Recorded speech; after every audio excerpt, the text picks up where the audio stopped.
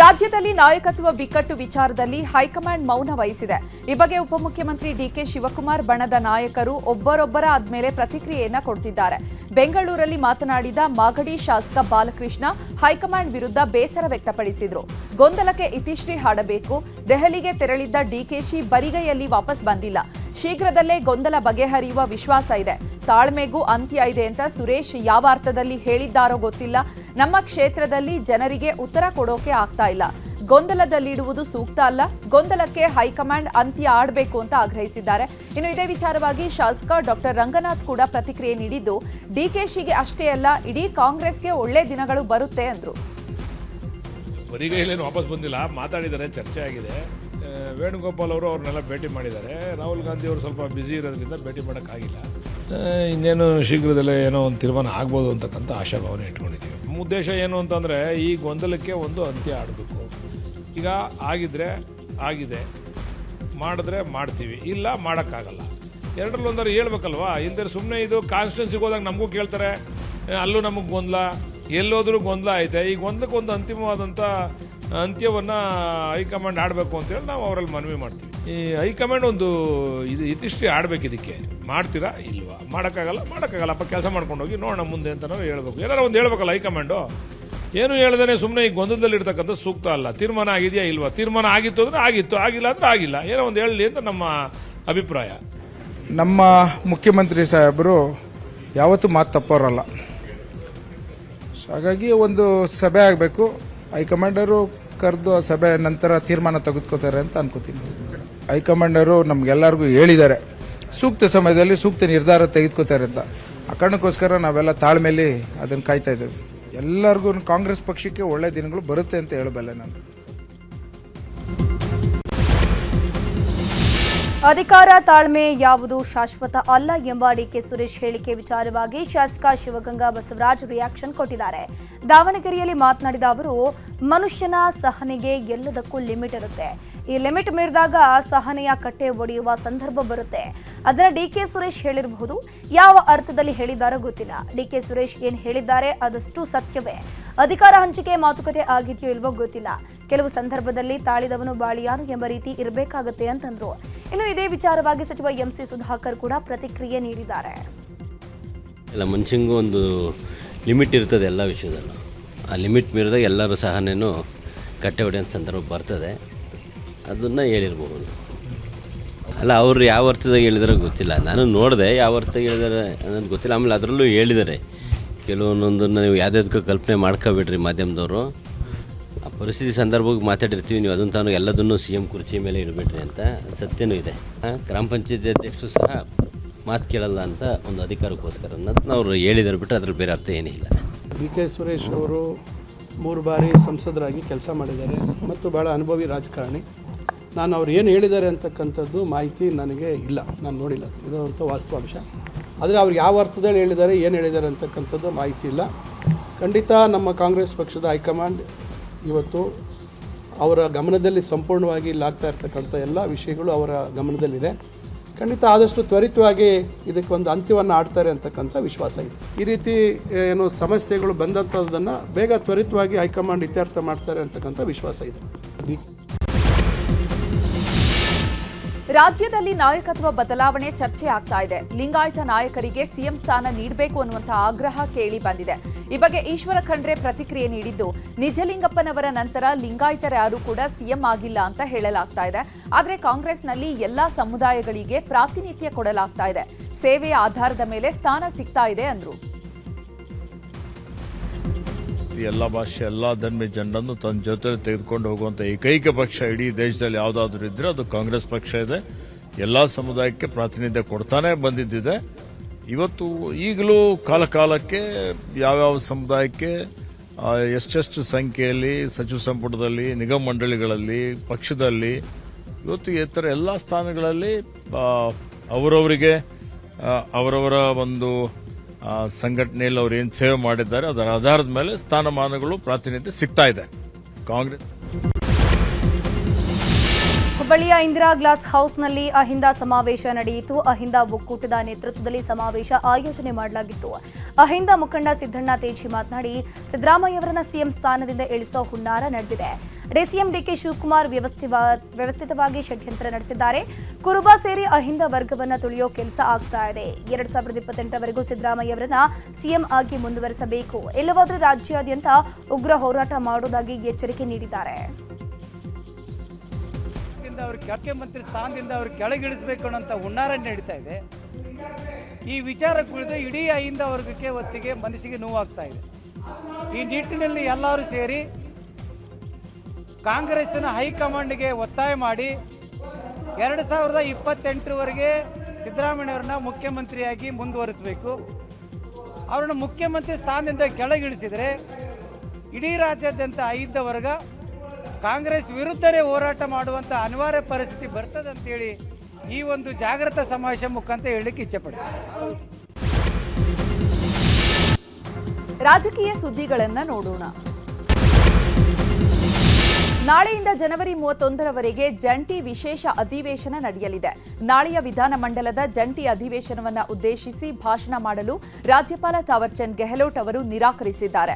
ಮನ್ರೇಗಾ ಕಾನೂನು ಬದಲಾವಣೆ ಮಾಡಿ ವಿಬಿಜಿ ರಾಮ್ಜಿ ಕಾಯ್ದೆ ತಂದಿರುವುದನ್ನು ವಿರೋಧಿಸಿ ಖಂಡನ ನಿರ್ಣಯ ಕೈಗೊಳ್ಳಲು ರಾಜ್ಯ ಸರ್ಕಾರ ಉದ್ದೇಶಿಸಿದೆ. ಕೇಂದ್ರದ ಕಾಯ್ದೆ ವಿರೋಧಿಸಿ ಖಂಡನ ನಿರ್ಣಯ ಕೈಗೊಳ್ಳುವ ಅಧಿವೇಶನವನ್ನು ಉದ್ದೇಶಿಸಿ ಭಾಷಣ ಮಾಡಲು ರಾಜ್ಯಪಾಲರು ನಿರಾಕರಿಸಿದ್ದಾರೆ. ಜಂಟಿ ಅಧಿವೇಶನ ಉದ್ದೇಶಿಸಿ ಭಾಷಣ ಮಾಡಲು ಗವರ್ನರ್ ನಿರಾಕರಿಸಿರುವ ಹಿನ್ನೆಲೆ ರಾಜ್ಯ ಸರ್ಕಾರ ಮತ್ತು ರಾಜ್ಯಪಾಲರ ನಡುವೆ ಹೊಸ ಸಂಘರ್ಷ ಶುರುವಾಗಿದೆ. ಗವರ್ನರ್ ಗೆಹ್ಲೋಟ್ ಅವರನ್ನ ಮನವೊಲಿಕೆಗೆ ಕಾನೂನು ಸಚಿವ ಎಚ್.ಕೆ. ಪಾಟೀಲ್ ನೇತೃತ್ವದ ಉನ್ನತ ಮಟ್ಟದ ನಿಯೋಗ ಲೋಕಭವನಕ್ಕೆ ಭೇಟಿ ನೀಡಿತ್ತು. ಅಧಿವೇಶನಕ್ಕೆ ಆಗಮಿಸುವಂತೆ ಗವರ್ನರ್ಗೆ ಆಹ್ವಾನಿಸಲಾಗಿದೆ. ಸ್ಪೀಕರ್ ಯುಟಿ ಖಾದರ್ ಹಾಗೂ ವಿಧಾನ ಪರಿಷತ್ ಸಭಾಪತಿ ಬಸವರಾಜ ಹೊರಟ್ಟಿ ನೇತೃತ್ವದ ನಿಯೋಗ ಗವರ್ನರ್ ಭೇಟಿಯಾಗಿದೆ. ಅದನ್ನು ನಾವು ಸಹಜವಾಗಿ ಟೀಕಿಸೋದಾಗಲಿ ಅಥವಾ ಮಹಾತ್ಮ ಗಾಂಧಿ ನರೇಗಾ ಆ್ಯಕ್ಟನ್ನು ಮರುಸ್ಥಾಪನೆ ಮಾಡಬೇಕು ಅಂಥೇಳಿ ಕೇಂದ್ರ ಸರ್ಕಾರಕ್ಕೆ ನಮ್ಮ ಸದನಗಳಲ್ಲಿ ಆಗ್ರಹಿಸುವಂಥದ್ದೇನಿದೆ ಅದನ್ನು ಮಾಡಬೇಕು ಅನ್ನುವಂಥ ಈ ಹಲವಾರು ಪ್ಯಾರಾಗಳಿವೆ. ಇವುಗಳಿಗೆ ಮಾನ್ಯ ರಾಜ್ಯಪಾಲರು ತಮ್ಮದೇ ಆಗಿರ್ತಕ್ಕಂಥ ರಿಸರ್ವೇಷನನ್ನು ಹೊಂದಿದ್ದಾರೆ. ನಾವು ಅವ್ರಿಗೆ ಹೇಳಿದ್ವಿ, ಕೆಲವು ಬದಲಾವಣೆ ಮಾಡಬೇಕಾಗಿರೋದು ಅಥವಾ ಅನಿವಾರ್ಯ ಇದ್ರೆ ಅಥವಾ ಅವ್ರಿಗೆ ತಪ್ಪು ಅರ್ಥ ಆಗಿದ್ರೆ ಮಾಹಿತಿ ಕೊರತೆ ಇದ್ರೆ ಅವನ್ನೆಲ್ಲ ಕೊಟ್ಟು ಅವನ್ನ ಹೇಳೋದಕ್ಕೆ ಚರ್ಚೆಗೆ ತಯಾರಿದ್ದೇವೆ ಅಂತ ಹೇಳಿ. ಆದರೆ ಅವರು 11 ಪ್ಯಾರಾಗಳನ್ನು ಬಿಡಬೇಕು ಅನ್ನುವಂಥ ಒಂದು ಸಲಹೆಯನ್ನು ಕೊಟ್ಟಿದ್ದಾರೆ. ನಾವು ಮಾನ್ಯ ಮುಖ್ಯಮಂತ್ರಿಗಳ ಜೊತೆಗೆ ಚರ್ಚೆ ಮಾಡಿ ಮುಂದೆ ನಮ್ಮ ನಿರ್ಣಯವನ್ನು ರಾಜ್ಯಪಾಲರಿಗೆ ನಾವು ಕಳಿಸಿಕೊಡ್ತೀವಿ. ನಾಳೆ ಬಿಜೆಪಿ ಜೆಡಿಎಸ್ ಶಾಸಕರ ಜಂಟಿ ಸಭೆ ನಡೆಯಲಿದೆ. ಕೇಂದ್ರ ಸಚಿವರಾದ ಎಚ್.ಡಿ. ಕುಮಾರಸ್ವಾಮಿ ಹಾಗೂ ಕೇಂದ್ರ ಸಚಿವ ಶಿವರಾಜ್ ಸಿಂಗ್ ಚೌಹಾಣ್ ನೇತೃತ್ವದಲ್ಲಿ ಈ ಒಂದು ಸಭೆ ನಡೆಯಲಿದೆ. ಅದಕ್ಕೂ ಮುನ್ನ ಕೇಂದ್ರ ಸಚಿವ ಶಿವರಾಜ್ ಸಿಂಗ್ ಚೌಹಾಣ್ ಸುದ್ದಿಗೋಷ್ಠಿ ನಡೆಸಲಿದ್ದಾರೆ. ಬಳಿಕ ಎರಡೂ ಪಕ್ಷಗಳ ಶಾಸಕರ ಜೊತೆ ಸಭೆಯಲ್ಲಿ ಭಾಗಿಯಾಗಲಿದ್ದಾರೆ. ವಿಬಿಜಿ ರಾಮ್ಜಿ ಬಗ್ಗೆ ಶಾಸಕರಿಗೆ ಜಾಗೃತಿ ಮೂಡಿಸಲಿದ್ದಾರೆ. ಇವಿಎಂ ವಿರುದ್ಧ ಕಾಂಗ್ರೆಸ್ ಹೈಕಮಾಂಡ್ ರಾಹುಲ್ ಗಾಂಧಿ ಪ್ರತಿ ಬಾರಿ ಧ್ವನಿ ಎತ್ತುತ್ತಲೇ ಬಂದಿದ್ದಾರೆ. ಈ ಮಧ್ಯೆ ಜಿಬಿಎ ಚುನಾವಣೆಯನ್ನ ಬ್ಯಾಲೆಟ್ ಪೇಪರ್ ಮೂಲಕ ನಡೆಸಲು ಸರ್ಕಾರ ಸಿದ್ಧತೆ ಮಾಡಿಕೊಂಡಿತ್ತು. ಆದರೆ ಮಾಜಿ ಸಂಸದ ಡಿಕೆ ಸುರೇಶ್ ಬ್ಯಾಲೆಟ್ ಪೇಪರ್ ವಿರುದ್ಧ ಮಾತನಾಡಿದ್ದಾರೆ. ಬ್ಯಾಲೆಟ್ ಮೂಲಕ ಜಿಬಿಎ ಚುನಾವಣೆ ಅವಶ್ಯಕತೆ ಇಲ್ಲ ಅನಿಸುತ್ತೆ ಅಂತ ಸುರೇಶ್ ನಿನ್ನೆ ಹೇಳಿದ್ರು. ಇದೀಗ ಸುರೇಶ್ ಹೇಳಿಕೆ ಹೈಕಮಾಂಡ್ ಕೆಂಗಣ್ಣಿಗೆ ಗುರಿಯಾಗುವ ಸಾಧ್ಯತೆ ಇದೆ. ಸದಾ ಇವಿಎಂ ವಿರುದ್ಧ ಮಾತನಾಡ್ತಾ ಇದ್ದ ರಾಹುಲ್ ಗಾಂಧಿಗೆ ಸುರೇಶ್ ಹೇಳಿಕೆ ಇರಿಸು ಮುರಿಸು ಉಂಟು ಮಾಡಿದೆ. ಈ ಮಧ್ಯೆ ಓಟ್ಚೋರಿ ಬಗ್ಗೆ ಮಾತನಾಡಿ ರಾಜಣ್ಣ ಸಚಿವ ಸ್ಥಾನ ಕಳ್ಕೊಂಡ್ರು. ಇದೀಗ ಸುರೇಶ್ ವಿರುದ್ಧವೂ ಅದೇ ಕ್ರಮ ಆಗುತ್ತಾ ಅಂತ ಕಾದು ನೋಡಬೇಕಿದೆ. ಅಬಕಾರಿ ಇಲಾಖೆಯ ಭ್ರಷ್ಟಾಚಾರದ ಬಗ್ಗೆ ಪರಿಷತ್ನ ಸದಸ್ಯ ಸಿಟಿ ರವಿ ಪ್ರತಿಕ್ರಿಯೆ ಕೊಟ್ಟಿದ್ದಾರೆ. ಇನ್ನು ಮಂತ್ಲಿ ಮನಿ ಬಹಿರಂಗ ಆದಾಗಲೇ ಅಬಕಾರಿ ಸಚಿವರನ್ನ ವಜಾ ಮಾಡಬೇಕಿತ್ತು. ಈ ಸರ್ಕಾರವೇ ಭ್ರಷ್ಟಾಚಾರದಲ್ಲಿ ತೊಡಗಿದೆ. ಭ್ರಷ್ಟಾಚಾರದ ಚರಮಸೀಮೆಗೆ ಸರ್ಕಾರ ತಲುಪಿದೆ. ಸಿಎಂ ಕೂಡ ಇನ್ನೆಷ್ಟು ದಿನ ಇರ್ತೀನೋ, ಇರುವಷ್ಟು ದಿನ ಚೀಲ ತುಂಬಿಸ್ಕೊಳ್ಳೋಣ ಅಂತ ಇದ್ದಾರೆ ಅಂತ ಆರೋಪ ಮಾಡಿದ್ರು.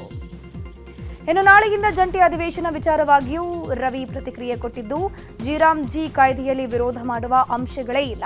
ಆದರೂ ಕಾಂಗ್ರೆಸ್ನವರು ಏನೋ ಆಗಿದೆ ಅಂತ ಬಾಯಿ ಬಡ್ಕೊಳ್ತಿದ್ದಾರೆ. ಸದನದಲ್ಲಿ ನಾವು ಚರ್ಚೆ ಮಾಡ್ತೀವಿ, ಚರ್ಚೆಗೆ ಹೆದರೋದಿಲ್ಲ ಅಂತಂದ್ರು. ಹಾಸನದಲ್ಲಿ ಜನವರಿ 24ರಂದು ಜನತಾ ಸಮಾವೇಶ ನಡೆಯಲಿದೆ. ಸಮಾವೇಶಕ್ಕೆ ಬೃಹತ್ ವೇದಿಕೆ ಸಿದ್ಧವಾಗ್ತಾ ಇದೆ. ಇನ್ನು ಕೇಂದ್ರ ಸಚಿವ ಎಚ್.ಡಿ. ಕುಮಾರಸ್ವಾಮಿ, ಜೆಡಿಎಸ್ ಮುಖಂಡ ಶಾಸಕ ಎಚ್.ಡಿ. ರೇವಣ್ಣ ಸ್ಥಳಕ್ಕೆ ತೆರಳಿ ಜೆಡಿಎಸ್ ಜನತಾ ಸಮಾವೇಶದ ಸಿದ್ಧತೆಯನ್ನ ಪರಿಶೀಲನೆ ಮಾಡಿದ್ರು.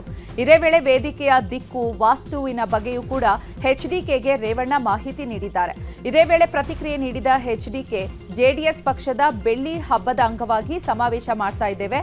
ಕಾಂಗ್ರೆಸ್ ಹಾಸನ ಜಿಲ್ಲೆಯಲ್ಲಿ 2 ಸಮಾವೇಶ ಮಾಡಿತ್ತು. ಜೆಡಿಎಸ್ ಮುಗಿಸಲು ಕಾಂಗ್ರೆಸ್ ಹೋರಾಡ್ತಿದೆ, ಆದರೆ ಅದು ಸಾಧ್ಯವಿಲ್ಲ. ಎಚ್ಡಿಡಿ ರಾಜಕಾರಣ ಆರಂಭ ಆಗಿದ್ದು ಹಾಸನ ಜಿಲ್ಲೆಯಿಂದ, ಅದಕ್ಕೆ ಕಾರಣ ಜಿಲ್ಲೆಯ ಜನರು ಅಂತ ಅಂದ್ರು.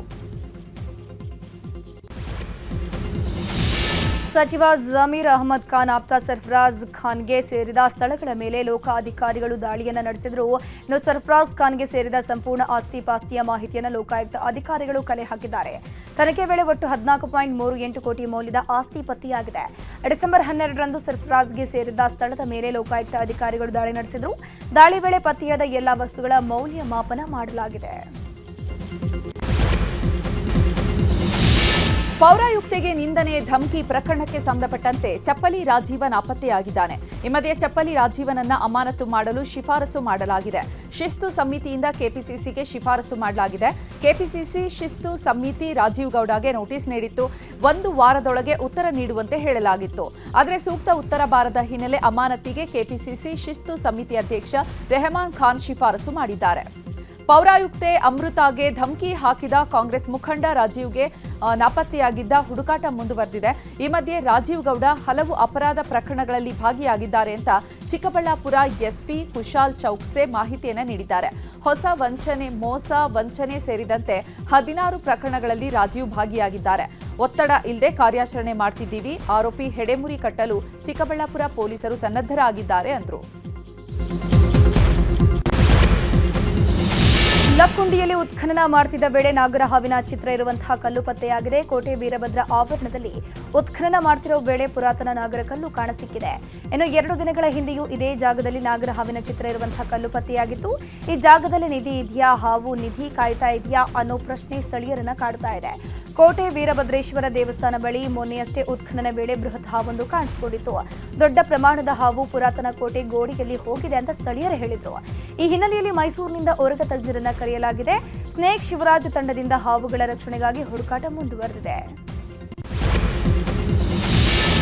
ದಾವೋಸ್ನಲ್ಲಿ ನಡೀತಾ ಇರುವಂತಹ ಶೃಂಗಸಭೆಯಲ್ಲಿ ಕೈಗಾರಿಕಾ ಸಚಿವ ಎಂಬಿ ಪಾಟೀಲ್ ಭಾಗಿಯಾಗಿದ್ದಾರೆ. ಕರ್ನಾಟಕದಲ್ಲಿ ಡಿಜಿಟಲ್ ಮೂಲ ಸೌಕರ್ಯವನ್ನು ವಿಸ್ತರಿಸಲು ಭಾರತಿ ಎಂಟರ್ಪ್ರೈಸಸ್ ಜೊತೆ ಪಾಲುದಾರಿಕೆ ಮಾಡಿಕೊಳ್ಳಲಾಗಿದೆ. ಭಾರತಿ ಎಂಟರ್ಪ್ರೈಸಸ್ನ ಉಪಾಧ್ಯಕ್ಷ ಶ್ರೀ ರಾಜನ್ ಭಾರತಿ ಮಿತ್ತಲ್ ಅವರೊಂದಿಗೆ ಮಾತುಕತೆಯನ್ನು ನಡೆಸಲಾಗಿದೆ. ಇಲ್ಲಿವರೆಗೆ ರಾಜ್ಯದಲ್ಲಿ ಸುಮಾರು 13,000 ಕೋಟಿಗಳ ಸಂಚಿತ ಹೂಡಿಕೆಯನ್ನ ಭಾರತಿ ಗ್ರೂಪ್ ಮಾಡಿದೆ. ಹೊಸ ಡೇಟಾ ಕೇಂದ್ರವನ್ನು ಸ್ಥಾಪಿಸಲು ಭಾರತಿ ಎಂಟರ್ಪ್ರೈಸಸ್ ಆಸಕ್ತಿ ತೋರಿಸಿದ್ದು, ಈ ಯೋಜನೆಗಾಗಿ ಭೂಮಿ, ನೀರು ಮತ್ತು ಅಗತ್ಯ ಮೂಲ ಸೌಕರ್ಯ ಕಲ್ಪಿಸುವ ಬಗ್ಗೆ ಸಚಿವರು ಮಾತುಕತೆ ನಡೆಸಿದ್ದಾರೆ. ಕರ್ನಾಟಕ ಎಐ ಕ್ಷೇತ್ರ ವಿಸ್ತರಣೆ ಕುರಿತು ಮಿಸ್ಟ್ರೇಲ್ ಎಐ ಉಪಾಧ್ಯಕ್ಷೆ ಮಿಸ್ ಆಡ್ರೆ ಹರ್ಬಿನ್ಸ್ ಸ್ಟೋಪ್ ಅವರೊಂದಿಗೆ ಸಚಿವ ಎಂಬಿ ಪಾಟೀಲ್ ಚರ್ಚಿಸಿದ್ದಾರೆ. ಭಾರತದಲ್ಲಿ ಮಿಸ್ಟ್ರೇಲ್ ಎಐ ಸಂಸ್ಥೆಯ ವಿಸ್ತರಣಾ ಯೋಜನೆಗಳ ಕುರಿತು ಸಂವಾದ ನಡೆಸಲಾಗಿದೆ.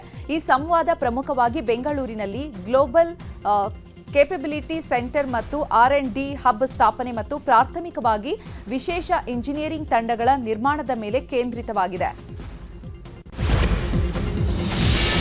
ಕನ್ನಡದ ಬಿಗ್ ಬಾಸ್ನಲ್ಲಿ ರಕ್ಷಿತಾ ಶೆಟ್ಟಿ ರನ್ನರ್ ಅಪ್ ಆಗಿದ್ದಾರೆ. ಇನ್ನು ರನ್ನರ್ ಅಪ್ ಆಗಿರುವಂತಹ ರಕ್ಷಿತಾಗೆ ಹುಟ್ಟೂರಲ್ಲಿ ಸನ್ಮಾನ ಮಾಡಲಾಯಿತು. ಹೆಜಮಾಡಿಯಿಂದ ಪಡುಬಿದ್ರಿ ತನಕ ರಕ್ಷಿತಾ ಅವರನ್ನ ಮೆರವಣಿಗೆ ಮಾಡಲಾಯಿತು. ಈ ತರಹ ಪ್ರೀತಿ ಸಿಗತ್ತೆ ಅಂತ ಗೊತ್ತಿರಲಿಲ್ಲ. ಜನರನ್ನ ನೋಡಿ ತುಂಬಾ ಖುಷಿಯಾಗಿದೆ ಅಂತ ರಕ್ಷಿತಾ ಶೆಟ್ಟಿ ಸಂತಸ ವ್ಯಕ್ತಪಡಿಸಿದ್ದಾರೆ. ದೇಶದ ಸುದ್ದಿಗಳನ್ನು ನೋಡೋಣ. ಸನಾತನ ಧರ್ಮದ ಕುರಿತು ತಮಿಳುನಾಡು ಉಪಮುಖ್ಯಮಂತ್ರಿ ಉದಯನಿಧಿ ಸ್ಟಾಲಿನ್ ಅವರು 2023ರಲ್ಲಿ ನೀಡಿದಂತಹ ಹೇಳಿಕೆಗಳು ದ್ವೇಷ ಭಾಷಣಕ್ಕೆ ಸಮನಾಗಿದೆ ಅಂತ ಮದ್ರಾಸ್ ಹೈಕೋರ್ಟ್ ಹೇಳಿದೆ. ಸನಾತನ ಧರ್ಮ ನಿರ್ಮೂಲನೆ ಎನ್ನುವುದು ಹತ್ಯಾಕಾಂಡ ಎಂಬರ್ಥ ಅಂತ ಹೈಕೋರ್ಟ್ನ ಮಧುರೈ ಪೀಠ ತರಾಟೆಗೆ ತೆಗೆದುಕೊಂಡಿತ್ತು. ನಾವು ಸನಾತನವನ್ನ ವಿರೋಧಿಸುವಂತಹ ಬದಲು ಅದನ್ನು ನಿರ್ಮೂಲನೆ ಮಾಡಬೇಕು ಅಂತ ಉದಯನಿಧಿ ಹೇಳಿಕೆಯನ್ನು ನೀಡಿದ್ರು.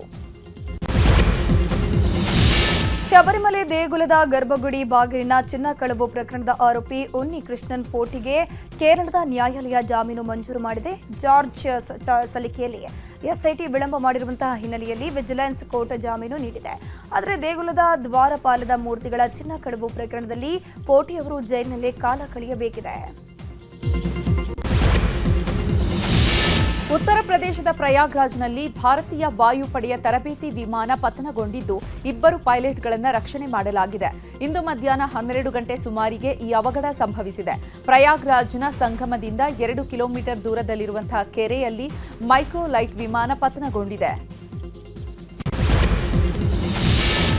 ಗಣರಾಜ್ಯೋತ್ಸವಕ್ಕೆ ಇನ್ನು 5 ದಿನ ಬಾಕಿ ಇದೆ. ಈ ಹಿನ್ನೆಲೆಯಲ್ಲಿ ಭಯೋತ್ಪಾದಕ ಘಟನೆಗಳು ನಡೆಯದಂತೆ ದೇಶಾದ್ಯಂತ ಭಾರೀ ಕಟ್ಟೆಚ್ಚರ ವಹಿಸಲಾಗಿದೆ.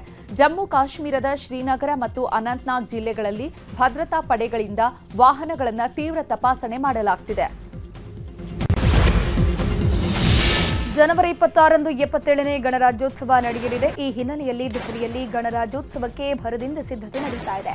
ಕೆಂಪುಕೋಟೆಯಲ್ಲಿ ಮೆರವಣಿಗೆಗೆ 21 ಗುಂಡು ಹಾರಿಸಿ ಗೌರವ ಸಲ್ಲಿಸೋಕೆ ಸಶಸ್ತ್ರ ಪಡೆಗಳ ಸಿಬ್ಬಂದಿ ತಾಲೀಮು ಮಾಡ್ತಾ ಇದ್ದಾರೆ. ಇನ್ನು ಗಣರಾಜ್ಯೋತ್ಸವದ ಪರೇಡ್ನಲ್ಲಿ ಸಿಆರ್ಪಿಎಫ್ ಪುರುಷ ಸಿಬ್ಬಂದಿಯನ್ನ ಮಹಿಳಾ ಅಧಿಕಾರಿ ಸಿಮ್ರಾನ್ ಬಾಲಾ ಮುನ್ನಡೆಸಲಿದ್ದಾರೆ.